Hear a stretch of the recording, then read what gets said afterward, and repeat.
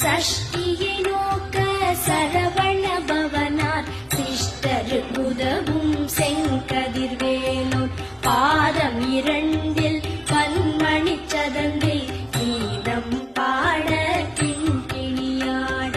சஷ்டியை நோக்க சரவண பவனார் சிஷ்டருக்கு உதவும் செங்கதிர்வேலோன் பாதம் இரண்டில் பன்மணி சதங்கை கீதம் பாட கிண்கிணியாட மைய நடனம் செய்யும் மயில் வாகனனார் கையில் வேளால் என்னை காக்கவென்று வந்து